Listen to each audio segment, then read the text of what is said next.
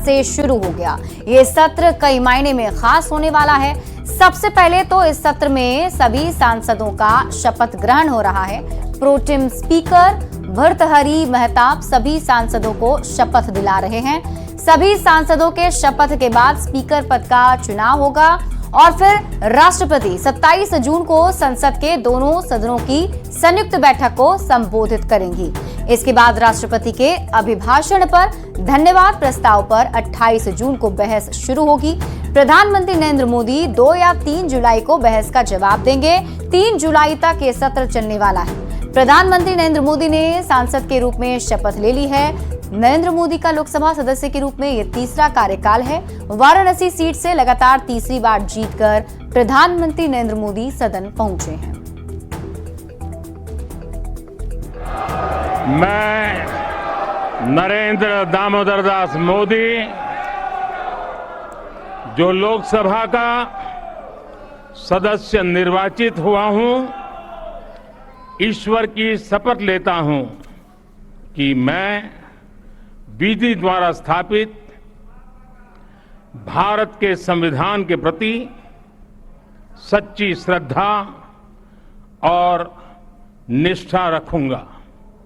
मैं भारत की प्रभुता और अखंडता अक्षुण्ण रखूंगा तथा जिस पद को मैं ग्रहण करने वाला हूं उसके कर्तव्यों का श्रद्धापूर्वक निर्वहन करूंगा।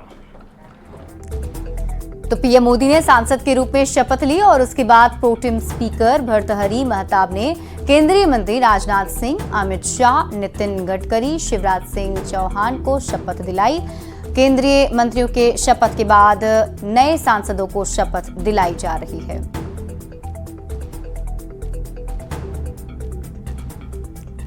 और बिहार के नवनिर्वाचित सांसदों ने भी आज शपथ ली है। सबसे पहले केंद्रीय मंत्रियों को प्रोटेम स्पीकर ने शपथ दिलवाया, जिसमें जीतन राम मांझी, ललन सिंह, गिरिराज सिंह और चिराग पासवान ने शपथ ली है। फिर राज्य मंत्रियों को शपथ दिलवाया गया, जिसमें नित्यानंद राय और राजभूषण चौधरी ने शपथ ली है।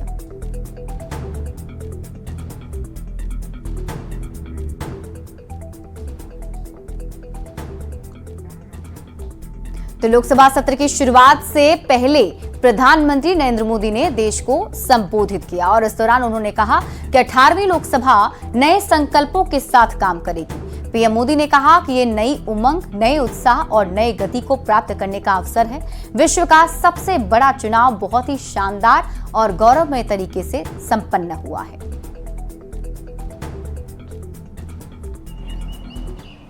लगातार तीसरी बार सेवा करने के लिए देश की जनता ने अवसर दिया है और यह अवसर 60 साल के बाद आया है। ये अपने आप में बहुत बड़ी गौरवपूर्ण घटना है। साथियों, जब देश की जनता ने तीसरे कार्यकाल के लिए भी एक सरकार को पसंद किया है, मतलब उसकी नीयत पर मोहर लगाई है, उसकी नीतियों पर मोहर लगाई है, जनता जनार्दन के प्रति उसके समर्पण भाव को मोहर लगाई है। वहीं पीएम मोदी ने कहा कि कल 25 जून है। जो लोग इस देश के संविधान की गरिमा से समर्पित हैं, वो 25 जून ना भूलने वाला दिन है। 25 जून को भारत के लोकतंत्र पर जो काला धब्बा लगा था, उसके 50 साल हो रहे हैं। भारत की नई पीढ़ी ये कभी नहीं भूलेगी कि संविधान को पूरी तरह नकार दिया गया था, भारत को जेल खाना बना दिया गया था, लोकतंत्र को पूरी तरह दबोच दिया गया था। हम भारतीय लोकतांत्रिक मूल्यों की रक्षा करने के लिए संकल्पित हैं।